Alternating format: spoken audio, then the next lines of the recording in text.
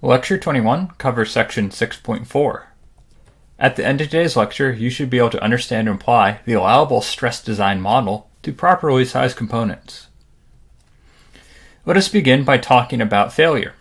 Now, when we design something, we require that our material selection and geometric sizing prevents failure. And failure is a state or condition in which a member or structure can no longer function as intended. Now, when we're selecting a material or specifying the geometric sizing, we have to be cognizant of our modes of failure. Now, depending upon the material, the loading, the rate of loading, environmental conditions, such as being near salt water or changes of temperature, there are going to be different modes of failure. Now, the three primary modes of failure we will discuss in this course are as follows. Elastic failure. And this failure occurs when we have excessive elastic deformation. We can also have yielding or slip failure, where we have excessive plastic deformation. And lastly, we can have fracture, where our material reaches the rupture point or reaches the ultimate stress, i.e. at our ultimate yield point. We have significant material properties associated with each mode of failure. That is to say, if we are interested in the elastic failure of a component, we would want to focus on our elastic modulus, E. If we are interested in yielding or slip failure, we'll be interested in our yield strength, sigma sub y. And lastly, if we are interested in our material fracturing, we'll be interested in our ultimate strength, sigma sub u.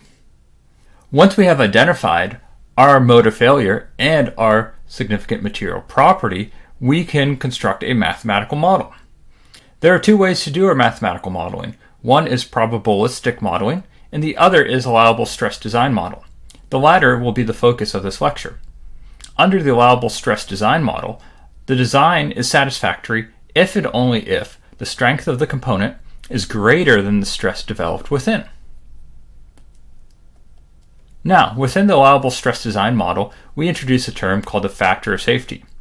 In reality, the loading of our component may differ than what we actually anticipate. Additionally, there are other factors that are hard to take into account. Thus, we introduce the factor of safety to account for the unaccountable. And in doing such, our allowable stress design model is defined as follows.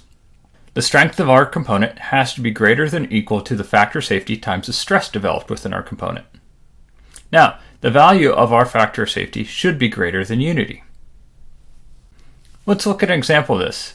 Let's consider an axially loaded rod where our mode of failure is yielding. We want to determine the minimum diameter of the rod per the given loading, our material properties, and an arbitrary factor of safety. For us to do this, we recognize that since our mode of failure is yielding, our significant material property is our yield strength. Thus, within the allowable stress design model, our left-hand side is going to be sigma sub y. And sigma sub y has to be greater than or equal to our factor of safety times the stress developed within our model, sigma.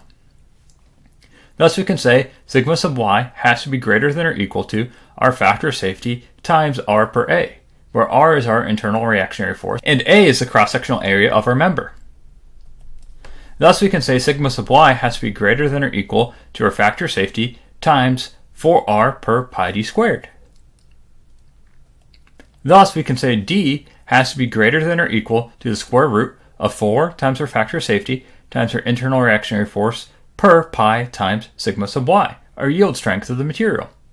Or our minimum diameter is equal to the square root of 4 times the factor of safety times our internal reactionary force per pi times our yield strength. We know as we increase the factor of safety, we're going to have a nonlinear increase in our minimum diameter. Additionally, as we select a material with a higher yield strength, we're going to have a nonlinear decrease in our minimum diameter.